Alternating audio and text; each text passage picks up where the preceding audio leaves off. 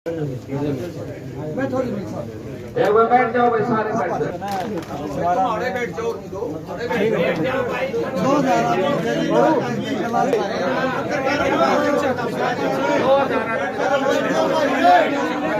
बैठ जाओ नीचे बैठ जाओ रे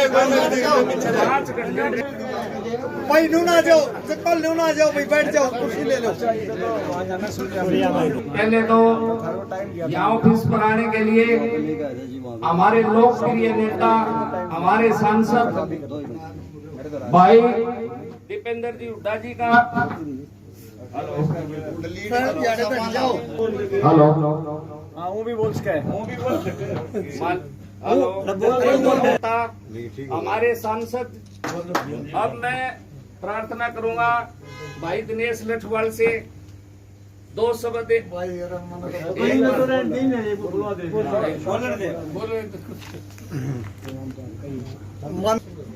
और कृष्ण पवार साहब और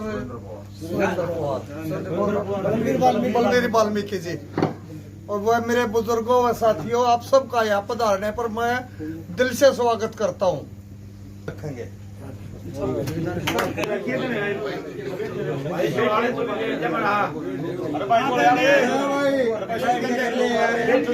विधायक राणा दिनेश जी जिसने ये ऑर्गेनाइज किया है, ये मौका है। अब यदि ये अगले आने वाली सरकार का एक नींव रखी जानी है, और ऐसी गलती एक एक आदमी को समझाना है। किसान के लिए जो नीति ला रहे हैं, किसान बर्बाद हो जाएगा, गरीब आदमी का रोजगार छीन लिया, हर जगह बेरोजगारी इतनी बढ़ गई। आप देखो जगह जगह हमारे पास रोजाना 10 कम से कम बच्चे आते जी, कहीं लगवा दो, किसाए काम दिलवा दो, पता नहीं के अकाल पड़ गया, मजदूरा की छुट्टी है, काम नहीं मिल रहे।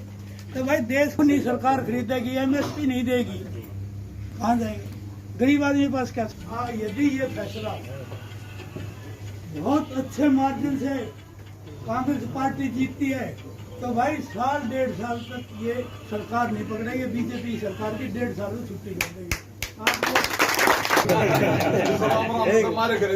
मगर भाई देखो, इलेक्शन का टाइम है, ज्वारा गांव का प्रोग्राम था, उतना साथ नहीं भी मिला था, मगर आज गांव में पूरा गांव 6 घंटे गांव में, ज्वारा गांव में आप हिसाब लगा सकते हैं, मेहनत करिए नहीं 6 घंटे, और एक मैं आपको ये विश्वास दिला सकता हूं कि भाई जो है 36 बिरादरी का आपको साथ मिलेगा और बहुत बड़ी जीत आपकी यहाँ से निश्चित तौर से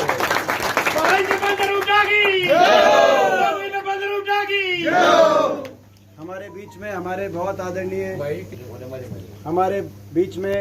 हमारे बहुत संघर्षशील विधायक सुरेंद्र पवार जी, हमारे एक और बहुत ही संघर्षशील हमारे विधायक भाई बलबीर जी इसराना से, हमारे भाई दिनेश जी जिनका आज मेजबान हैं, और हमारे बहुत से सभी का नाम ना लेते हुए कहूँ तो मैं दे दूँ भाई, जो है पिता के समान बुजुर्ग नौजवान साथी, मेरी माताएं बहनें, सबसे पहले तो इतनी देर से आपने इंतजार करी, उसके लिए बहुत बहुत जो है आपसे हम क्षमा याचना करते हैं। मगर जो है आज राम जी की भी थोड़ी मेहर रही, तो भाई लेट तो हो गए, मगर मौसम ठीक था तो काम चल गया, तो ना तो घना बड़ा उलाना हो जाए, तो ये भी एक वो ठीक शुक्र रहा। आपने देखा इन 6.5 साल हो गए, 6.5 साल केंद्र सरकार के, 6.5 साल, अब आखिर के 3 साल बचे हैं, और प्रदेश सरकार के 6 साल, और इन 6.5 साल में हरियाणा को विकास की, खुशहाली की पटरी से उतारने के अलावा इन्होंने कोई काम नहीं किया। आपस में लोगों को उलझा के अपनी राजनीति तो करी होगी, मगर कोई बड़ा कोई विकास कार्य पूरे हरियाणा के अंदर, कोई एक यूनिवर्सिटी बनाई। हम नहीं कहते कि सोनीपत जिले में हमारे समय 6 यूनिवर्सिटी बनी, चाहे वो खानपुर यूनिवर्सिटी हो, भगत फूल सिंह यूनिवर्सिटी, चाहे चौधरी छोटूराम यूनिवर्सिटी मूर्थल हो, चाहे राजीव गांधी एजुकेशन सिटी के अंदर बाबा Saheb Bhimrao Ambedkar national law university हो, चाहे वो अशोका यूनिवर्सिटी हो, जिंदल यूनिवर्सिटी हो, 6 यूनिवर्सिटी उस समय बनी। हम नहीं कहते कि भाई इनके समय एक भी सोनीपत में क्यों नहीं बनी, हम ये कहते हैं कि पूरे हरियाणा में एक भी क्यों नहीं बनी 6 साल में। पूरे हरियाणा में ना एक कोई यूनिवर्सिटी बनी, ना कोई एक मेडिकल कॉलेज बना, ना कोई एक रेल की लाइन बिछी। अपने समय 6 रेल की लाइन बिछी थी, जिसमें जींद, गोहाना, सोनीपत वाली रेल की लाइन भी शामिल थी। इन्होंने बुलेट ट्रेन की बात तो करी, मगर बुलेट ट्रेन तो तब दौड़ेंगी जब रेल की लाइन बिछेंगी।